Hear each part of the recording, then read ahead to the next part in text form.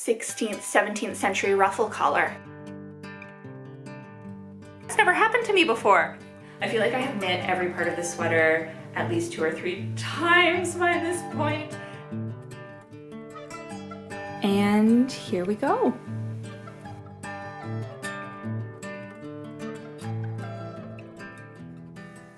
Hi, hello, and welcome or welcome back to my channel. I have something a little bit different to share with you today because for the last several months, alongside my other knitting projects, I've been working away on a sweater I've been kind of making up from scratch, designing myself based on a swatch which I knit back in January.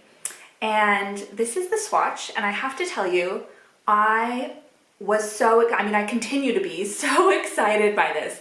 I had to make quite a few changes to this original motif along the way, changing increase rates, and trying to make, you know, some of the floats a bit shorter, that kind of thing, just making it more pleasurable to knit and a better fitting garment. But this is more or less the way that the motif has stayed in appearance for the most part. And I'm really pleased with it. I'm really proud of the sweater. So I wanted to share with you a little bit of the process, make a bit of a record for myself of what it was like to knit this. I've done my best to share some of the happy moments, some of the excitement along the way, but also, you know, some inevitable frustration, lots of re-knitting, lots of math. I haven't actually showed the math too much, but there was lots of math, and lots of ripping out, lots of just, you know, having to rethink things and make lots of decisions. So I've done my best to share all of that. The footage pretty clearly takes us from deep, quite dark northern UK winter, where I was doing most of my knitting in the evenings after the sun had already set, and moves us quite nicely into sometimes sunny British spring. And once I had finished with the colourwork sections of the sweater and the project was a bit more portable, I was able to bring it outdoors with me, do a bit of knitting outdoors, so I've shared some of that as well. And I hope that you will enjoy it. I did all of the knitting on this sweater out of West Yorkshire Spinners Jacobs DK wool, which is an undyed range of wool. It comes in 4 colors, these two, the brown, black, and the ecru or white, and 2 shades of grey, and they're all undyed, and they all come 100% from Jacob sheep, which I absolutely love. And I think it's quite appropriate to be doing a ram sweater with that great big horn, for me it's a Bighorn sheep. I'll talk about that at the end, in the wool of a sheep that has those great big iconic Jacob's sheep horns. So that is what I am knitting with. I hope that you will enjoy. Please feel free to leave any questions down below if you have any, and I'll see you again.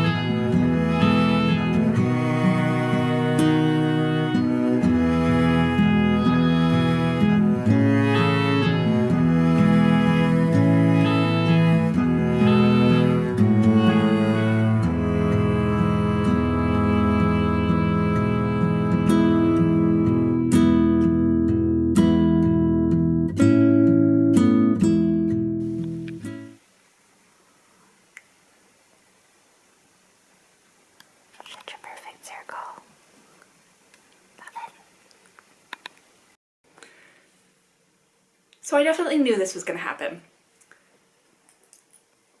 I remember knowing that this was going to happen. I remember thinking that this was going to happen, but I was just so happy with the design and so happy with the chart, the way it was turning out and the way it was looking on my spreadsheet, that I decided it would be fine.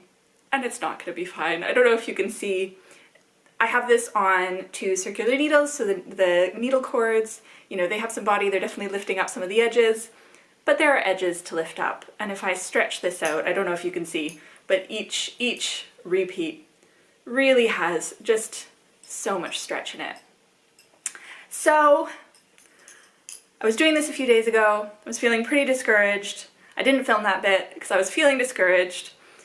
Put it aside for a few days, was thinking about how I could redesign the chart pretty drastically, redesign the whole look of the sweater so that it works better, so that it fits better. But I think I've come up with an idea that will kind of be the best of both worlds. So maybe I'll pop this over my head. The needles are going to make a bit of noise, excuse me, but I'll pop this over my head so that you can see what I mean. I mean, it looks like a really fun, you know, like 16th, 17th century ruffle collar, but that's not really what I'm going for. The increases are happening too quickly in the yoke. I need the increases to be more gradual, especially because I do want it to fit me in my upper bust. I want it to fit me in the shoulders. I have fairly narrow shoulders. I want it to fit me there and not just kind of go out and then fall down. I think that'll be funny. I think that will be funny in not a good way. It'll look funny. So back to the drawing board. I'm going to rip this out. I'm going to try the new design.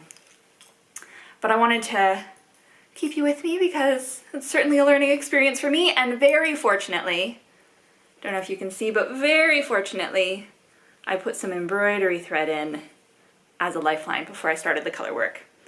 So some part of me, at least, some part of me was with it enough to realize that there might be some issues. So that's what I'm going to do, and hopefully it works. Okay, so just before I start actually ripping it out, I did want to show you just how much kind of stretch those have.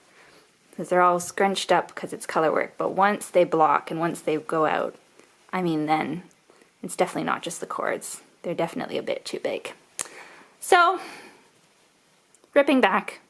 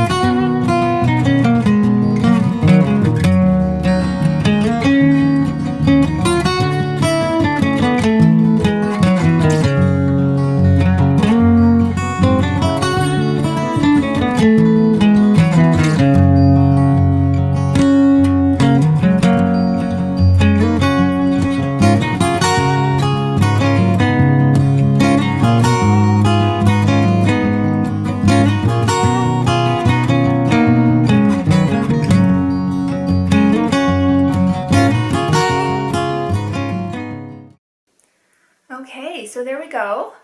I've pulled out all of the color work and I'm left with just my 1x1 ribbing folded over collar. I'm aiming for I like a snug crew neck collar. That's definitely what I'm aiming for with this sweater. And I've got my short rows, which fortunately were included in my lifeline, so I don't have to redo those. So now all I've got to do is pick up those stitches that are still live and try again. So it's later in the evening. I went off this afternoon and did some other work, but I've had a good chunk of knitting time this evening. So I just wanted to show you really quickly because I've kind of re-caught up with where I was before I ripped back this afternoon, and I'm really happy with it. Ripping back was definitely the right choice, and I think, fingers crossed, but so far it looks like my solution is working out, and I maybe even like it better than what I had originally. So I'm really, really pleased. I'm coming up on a section now that I have had to change based on, you know, these earlier changes, and I'm definitely a bit nervous about them. I'm not sure how they're going to work out. So I've put in another lifeline. I've still got my trusty lifeline number 1, which has already saved me. So I've put in another lifeline and I've already knit around after that. I'm gonna keep going with it, but I just wanted to mark the moment of being really happy. It's laying the way I want. It's gonna be a much better fit.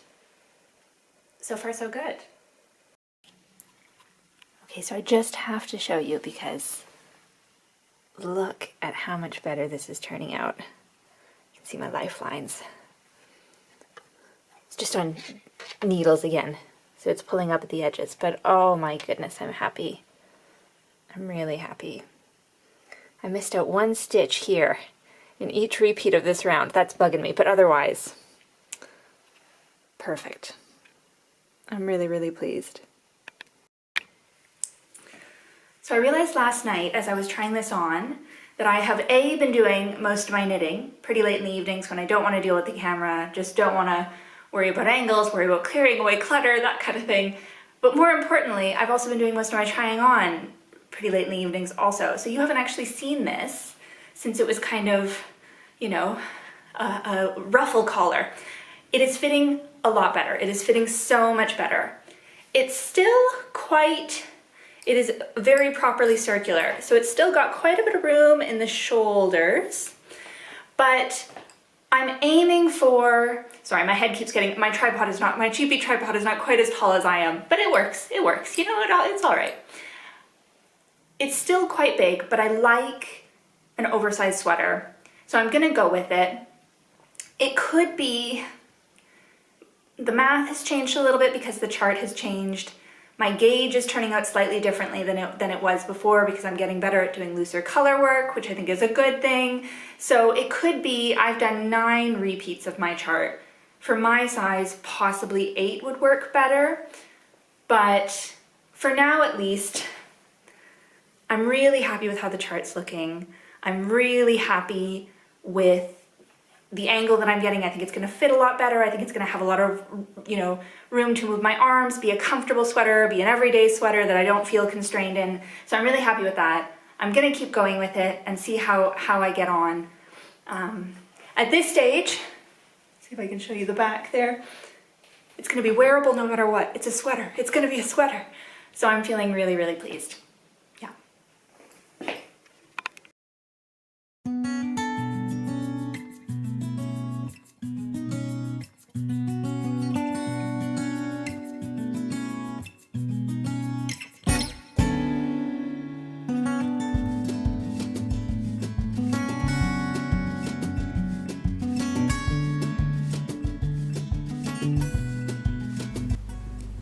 One particular challenge of knitting this part of the sweater was working out how the rate of increase would work kind of inside the colourwork motif that would form the yoke. Because I knew how many stitches I wanted to start off with, and I knew how many stitches I needed to end up with based on the full count in the chart and how many repeats of that chart I was, you know, knitting together to make my size. But how the kind of schematic of increase would work between those 2 points was really kind of up in the air, and the design that I had made just on my computer really wasn't going to work on a body. So it was kind of a unique learning curve of figuring out that that rate of increase really had to be a compromise between the design that I'd already created and then how it was going to fit on a body. I was consulting lots of other, you know, free patterns online and patterns that I've knit previously, but, you know, it just, I couldn't borrow any of those rates of increase because the design was really dictating shape here. So that was quite a challenge and really new for me, but also quite satisfying each time I ran into a roadblock and was able to kind of figure it out.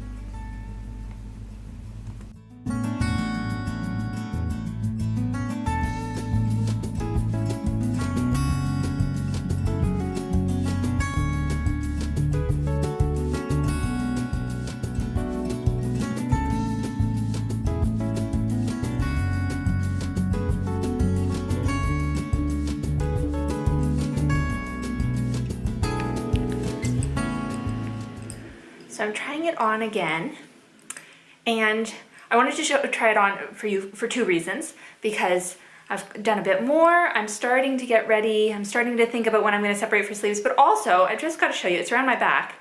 But look at this. I'm ready to change both balls of wool, and this has never happened to me before. Look at this. Look at how even they are. That's never happened to me before. And I did lots and lots, you know, obviously I use different amounts in here. I did different swatching before I started knitting. It's just a pure coincidence that all the swatching and this first run through happens to have used those first balls perfectly. So that's kind of exciting, but also more seriously, more relevantly, I wanted to show you how this is coming along. I often feel, I don't know if anyone else is like this, I often feel when I try on a sweater kind of just before I'm ready to split for sleeves that it's enormous. I always have a panic, oh my god, it's way too big. Unless it's way too small, which does happen occasionally also, and then you know you need to go back. But when it's too big, this is feeling very big to me. But when I remember that it's gonna have to snug in to split for sleeves, and that I do want it to be oversized, I do want room, I want it to be a cozy sweater, not a snug sweater, I think that's actually gonna work out okay. And I'm really, I'm just so pleased. I'm so pleased with how that's turning out. I think my tension is okay. So far so good. So far so good. So I've joined my new balls of wool and I've got myself all set up. I'm just gonna, I use a slightly smaller needle when I put it on two to try on. So I'm just gonna knit from my larger needle onto my smaller needle and not worry about taking it out. I'll just knit it out, make life a bit easier. And I'm gonna knit for a few minutes while I still have the light.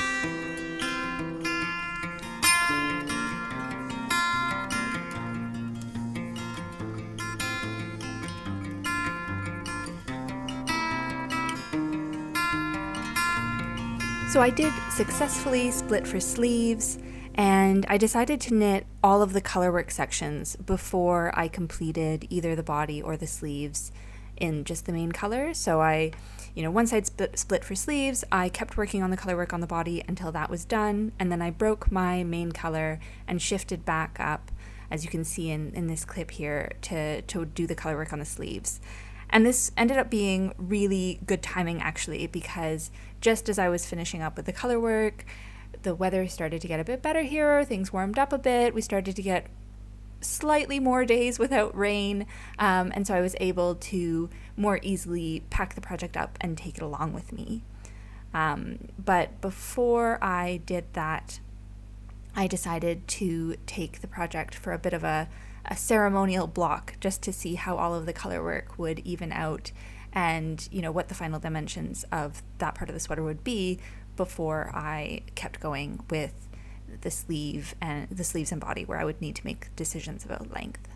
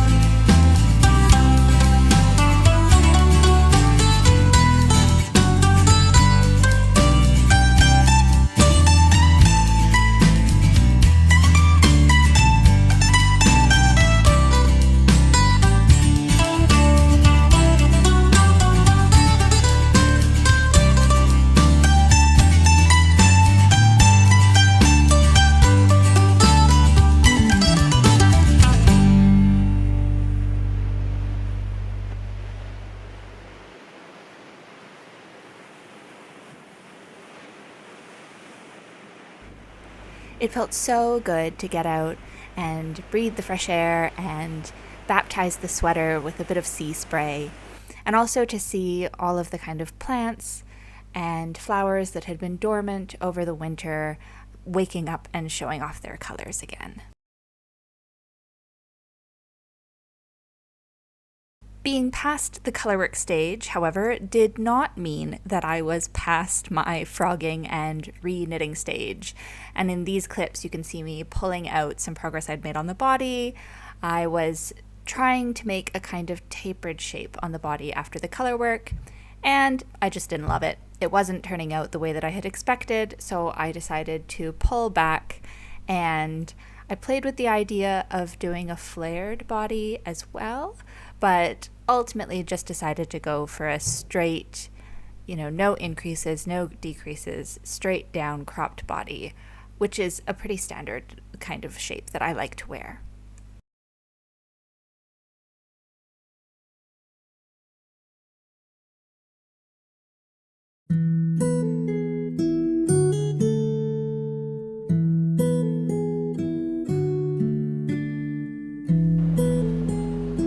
One of the most exciting trips that I got to take this sweater on while it was still in progress was to Durham, which is a lovely cathedral town just about 10 minutes south of Newcastle on the train. It was a fairly windy day when we went, and my hair looks pretty windswept in lots of this footage, but I wanted to keep at least some of the wind-free audio in here for you, so that you can hear the birds singing and the River Wear roaring away in the background.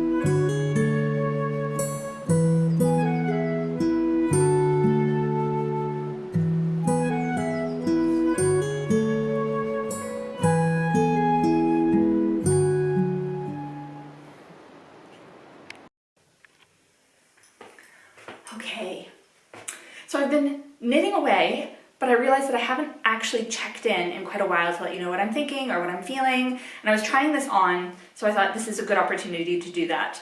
And what I'm feeling, if I'm being totally honest, is decision fatigue. I feel like I have knit every part of this sweater at least 2 or 3 times by this point, and re-knitting isn't something that I have an issue with in general. I've really been enjoying the knitting on this, but I have been restarting sections based out of indecision, and that has been a bit tiring. So I put this away for 2 days. I haven't worked on it in 2 days, and I think that that was a really good decision. I'm even just trying it on now, having not obsessed about it for about 48 hours, I'm feeling a lot more positive about it. I'm so excited about this actually, and it's nice to be feeling positive about it again. Not that I was feeling negative, but I was just feeling tired, So the things that have been causing me indecision are actually mainly the sleeves. So I knit, one of the sleeves initially I knit with a much less drastic rate of decrease. I made a kind of more gradual sleeve that was wider all the way along, and I just didn't love it. It didn't look on my body the way that I thought it was going to. It didn't look in real life the way it looked in my head. So I came back, and I think you can actually see all the stitch markers are still attached here, all the colorful stitch markers for my decreases, and I haven't woven in any of my ends or anything like that because I might still go back. So I made a much narrower sleeve, and I do really like that. And I did a nice long cuff in double twisted rib so that I can fold it back and it still looks like twisted rib. So it's going to be nice and warm right up over the base of my hand. When I'm, typing on the computer, I spend a lot of time on the computer for work, and I get cold hands. So I like that, and then most of the time when I'm, doing other things in the world, I'll fold it back. Very happy with the cuff. The cuff is definitely where I want it to be. Though if I re-knit it, double twisted rib is a pain in the butt. If I re-knit it, I'll do half twisted rib, and when I fold it up, it'll just look like plain rib, and that's fine because twisted pearls are a pain in the butt, so I'm not going to do that a second time. The reason I'm not 100% happy with the sleeves is that I didn't pull back to make this part of the sleeve narrower with my new narrower sleeve plan. I would have had to pull back all the way up to before I separated for sleeves, just because of the way that it carries on with the colorwork chart. And there was no way I was going to pull back up here. I already reknit parts of this, you know, to get the rates of increase correct over the body. I've reknit parts of that several times. So there was no way I was going to come back up here again just for the sleeve. So there's a bit more material here. I don't know if you can see that clearly, but there's a bit more bulk in the top of the sleeve than there is lower in the sleeve. And I think that the fold line from having blocked this earlier, I did block it just to get the color work to lay flat before I made any final dimension decisions. I think that's emphasizing that. So that's one of those things that probably, once I'm actually finished this and I'm not obsessing about it anymore, I won't really notice. And I don't think anyone else will ever notice it when I'm wearing it. So either I stick with the narrow sleeve and I just, you know, chalk this up to the first time I've ever knitted a garment of my own, you know, entirely of my own design. I am in a tiny back corner of my mind considering going back and doing a puff sleeve though. Like going back up to the numbers that are up here, knitting straight down and then doing the tight sleeve at the bottom. That could be very nice. It could look a bit heavy, I think, in this wool. That's what's holding me back. So I need to give that some more thought.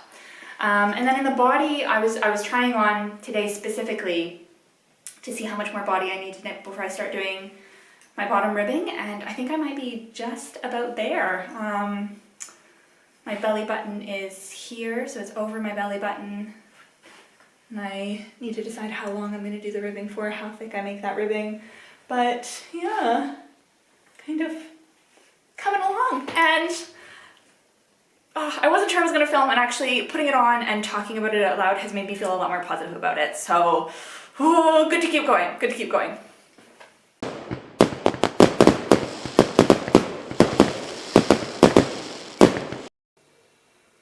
So I've got a nice bath of warm water with some wool wash in, and here we go. Ooh.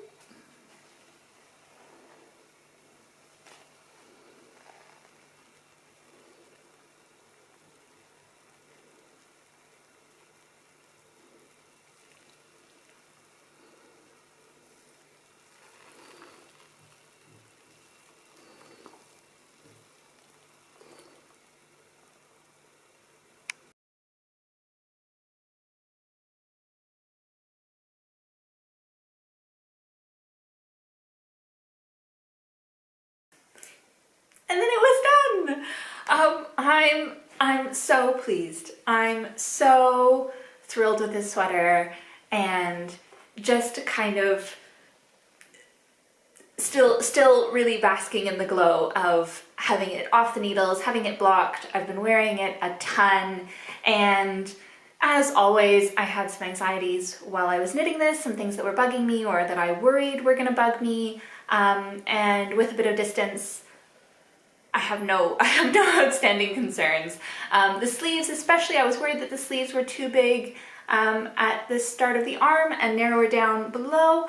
And you know what I'd forgotten when I was filming those clips is that I had blocked the top section and I hadn't blocked the sleeves. And this wool blooms really beautifully.